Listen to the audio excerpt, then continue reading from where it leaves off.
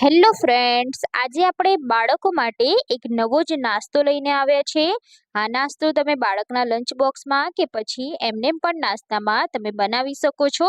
એટલું ઇઝી રીતે આ નાસ્તો બની જાય છે અને એટલી ટેસ્ટી આ રિંગ્સ એટલી ક્રિસ્પી છે કે બાળકોને એકવાર જો બનાવી આપશો તો બાળકોને બહુ જ ભાવશે। તો ચાલો ફ્રેન્ડ, જોઈ લઈએ નાસ્તામાં આ રિંગ્સ કેવી રીતે બનાવી। આ રિંગ્સ બનાવવા માટે મેં અહીંયા 1.5 કપ જેટલો ચોખાનો લોટ લીધો છે। તો આ નાસ્તો આપણે ચોખાના લોટમાંથી તૈયાર કરવાના છે, એટલે 1.5 કપ જેટલો લીધો છે। એમાં આપણે સ્વાદ મુજબ મીઠું એડ કરીશું અને 1 ચમચી કલંજની એડ કરીશું, અડધી ચમચી હળદર એડ કરીશું, અડધી ચમચી લાલ મરચું પાવડર એડ કરીશું। બધા જ મસાલાને સરસ રીતે મિક્સ કરી લેવાના છે। અહીંયા આપણે મસાલામાં પૂરતા જ એડ કર્યા છે। જો તમારે વધારે એડ કરવા હોય તો તમે અહીંયા ગરમ મસાલો, ચાટ મસાલો એ પણ એડ કરી શકો છો। હવે આપણે થોડું થોડું પાણી એડ કરતા જઈ લોટ બાંધવાનો છે। તો જે રીતે આપણે નોર્મલ રોટલીનો લોટ બાંધીએ છીએ એવો જ આપણે લોટ તૈયાર કરવાનો છે। તો ના વધારે ઢીલો પણ નહીં, ના વધારે કઠણ પણ નહીં, એ રીતનો મેં અહીંયા લોટ તૈયાર કરી દીધો છે। તો લોટને થોડીક વાર આ રીતે મસળી લઈશું, જેથી આપણો નાસ્તો સરસ એવો સોફ્ટ બનશે, જેને વણતા પણ આપણે તકલીફ નહીં પડે।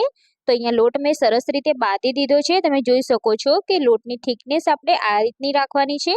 હવે આપણે લોટ ઉપર અડધી ચમચી જેટલું તેલ એડ કરી લોટને સરસ એવું મસળી લેવાનો છે, જેથી આપણે જે નાસ્તો બનાવીએ છીએ એના એકદમ સરસ એવું વણતી વખતે તૂટે પણ નહીં અને ફાવશે આપણને વણતી વખતે।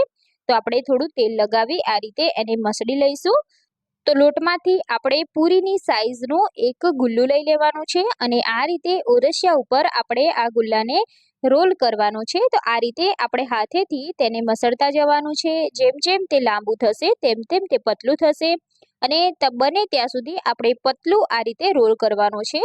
તો બધી સાઈડ એકદમ સરખી રીતે રહે એ રીતે આપણે રોલ કરીશું।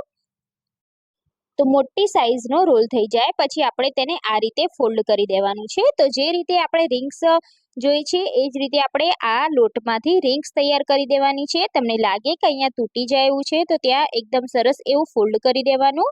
તો અહીંયા આપણી રિંગ્સ બનીને તૈયાર છે, તમે જોઈ શકો છો। તો હવે આપણે હલકા હાથે તેને એક પ્લેટમાં રાખી દેવાની છે અને એવી જ રીતે આપણે બીજી બધી રિંગ તૈયાર કરી દેવાની છે। તો ફરી હું બતાવી દઈશ કે આ રીતનો પતલો એક રોલ કરી દેવાનો છે અને એને આ રીતે ફોલ્ડ કરી દેવાનો છે। તો જે રીતે આપણી રિંગ્સ હોય છે એ જ રીતે આપણે ગોળ ગોળ રિંગ્સો બનાવી લેવાની છે। તો બધા લોટમાંથી આ રીતની રિંગ્સ બનાવી લઈશું અને પછી આપણે તેને ફ્રાય કરીશું। તો ફ્રાય કરવા માટે મેં તેલ ગરમ કરી દીધું છે। તો ગરમ તેલમાં આપણે આ રિંગ્સને એડ કરી દેવાની છે। તો અહીંયા મેં ગેસની ફ્લેમ હાઈ જ રાખી છે, જેથી આપણી આ રિંગ્સ ફટાફટ તળાઈ જાય અને ક્રિસ્પી પણ બની જાય। તો રિંગ્સને આપણે શરૂઆતમાં ટચ નથી કરવાની, આ રીતે આપણે એડ કર્યા પછી આપણે તેની ચમચીની મદદથી તેની સાઈડ ચેન્જ કરતા રહીશું। ઝારાનો ઉપયોગ હાલ આપણે નથી કરવાનો, નહીં તો રિંગ્સ આપણી તૂટી જશે। તો આ રીતે તેની સાઈડ ચેન્જ કરી દેવાની છે અને બંને સાઈડ તેનો કલર ચેન્જ થાય, ગોલ્ડન બ્રાઉન કલર જેવો થઈ જાય ત્યાં સુધી આપણે તેને ફ્રાય કરી લઈશું। તો અહીંયા આપણી રિંગ્સ બનીને તૈયાર છે, તમે જોઈ શકો છો। તો હવે આપણે તેને બહાર કાઢી લેવાની છે અને એ જ તેલમાં આપણે બાકીની બધી રિંગ્સને તળી લેવાની છે। તો સેમ એ જ રીતે તળીશું, હાઈ ફ્લેમ પર જ તળીશું, જેથી આપણી રિંગ્સ સરસ રીતે અંદરથી પણ તળાઈ જાય અને ક્રિસ્પી પણ બની જાય। તો અહીંયા મેં બધી રિંગ્સને તળી લીધી છે અને અહીંયા આપણો આ રિંગ્સનો નાસ્તો બનીને તૈયાર છે। આ નાસ્તો બાળકોને બહુ જ ભાવશે। એકવાર બનાવશો તો વારે વારે બનાવશો, બાળકોને બહુ જ પસંદ આવશે। આના ઉપર તમે પેરી પેરી મસાલો સ્પ્રિંકલ કરી લો તો આ નાસ્તો એકદમ ટેસ્ટી બની જશે। તો ચા સાથે પણ આ નાસ્તો તમે સર્વ કરી શકો છો।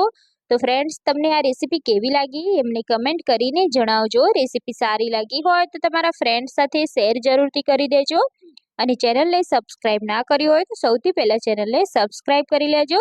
બાજુમાં આપેલા બેલ આઇકોન પર ક્લિક કરી લેજો, જેથી નવી નવી રેસીપીના નોટિફિકેશન ફ્રેન્ડ્સ તમને મળી જાય। તો ફરી મળીશું આપણે આવી જ નવી રેસીપી સાથે। ત્યાં સુધી બાય બાય, જય Shri Krishna, thank you for watching.